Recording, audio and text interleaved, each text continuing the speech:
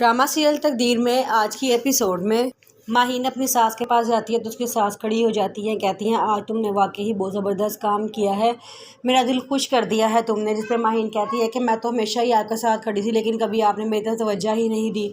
मैं तो कहती थी कि मैं आपको भला चाहती हूँ लेकिन आप मुझे हमेशा ही नफ़रत करती रही हैं। जिस पर वो कहती हैं कि नहीं, अब तो मैं तुम्हारे साथ हूँ, अब तो मेरा साथ देना।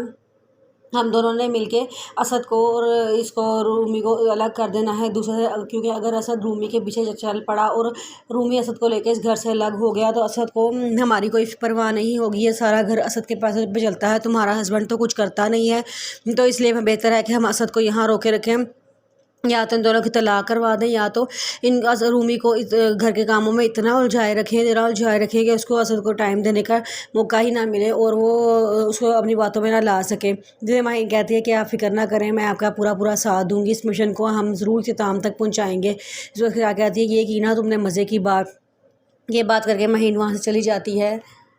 रूमी के मामा पापा ज़ायरा के घर जा रहे होते हैं तो उसकी मामा कहती है कि एक दफ़ा फिर सोच लें, अब अपनी बहन को साथ नहीं लेके जा रही, ये ना हो कोई बहुत बड़ी लड़ाई हो जिसमें उसके पापा कहते हैं इस बार तो मैंने बड़े सुकून से सोचा है, ये पहली बार है जब मैंने खुद अपने बच्चों के लिए कोई खुद फ़ैसला किया है। उसकी मामा कहती हैं चलें ठीक है फिर जल्दी से आ जाएँ, वो लोग हमारा इंतज़ार कर रहे होंगे। वहाँ से रूमी भी आ जाती है, उसके पापा रूमी को लेके वहाँ चले जाते हैं। हम ना वहाँ से गुजर रही होती है, वो सारी बात सुन लेती है, फिर अपनी मामा के पास जाती है और जाकर उन्हें कहती है कि ये ले चाय। इसकी मम्मा कहती हैं कि इतनी देर से तुम चाय लेके आई हो, मेरे सर में दर्द हो रहा है, पता नहीं अब हमें उस लड़की के घर में कितनी देर रहना पड़े और वहाँ बैठना पड़े, मेरे तो सर दर्द ही ख़त्म नहीं हो रहा। जिस पर हमने कहती है आप यहाँ बैठ के सुकून से चाय पिए, वो लोग जा चुके हैं। इसकी मम्मा कहती है ये कैसे हो सकता है कि भाई साहब मुझे ना लेके जाएँ साथ।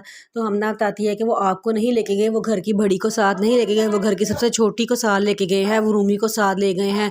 जिस पर उसकी मम्मा कहती है कि ऐसा नहीं हो सकता, तुम कैसी बातें कर रही हो। तो हमने कहती है मैं खुद उनको अपनी आंखों से वहाँ जाते हुए देख कर आई हूँ।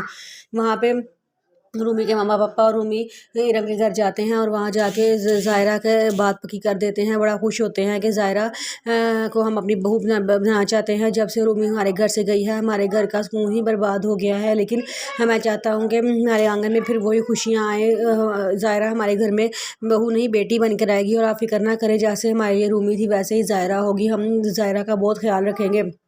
उसकी मम्मा कहती हैं कि हमें सोचने का टाइम चाहिए। तो उसके रूमी के पापा कहते हैं कि अब लेकिन हमें जवाब हाँ में ही चाहिए है क्योंकि हमने शादी लाजमी करनी है। उसकी मम्मा कहती है कि मेरे पास अभी इतने अखराजात नहीं है कि मैं अचानक से शादी कर दूं। तो उसके रूमी के पापा कहते हैं कि आप फिक्र ना करें, हम निकाह सादगी से कर लेंगे, मस्जिद में मेहंदी इकट्ठी कर लेंगे, उसका सारा खर्चा मैं उठा लूँगा और लेकिन वलीमा हम धूमधाम से करेंगे। उसकी मम्मा कहती हैं कि आप सारा फ़ैसला करके ही आए हैं तो फिर ठीक है, मुझे कोई इतराज़ नहीं है, मैं शादी के लिए तैयार हूँ, शादी के लिए मान गई हूँ, हम इन दोनों की शादी कर देंगे।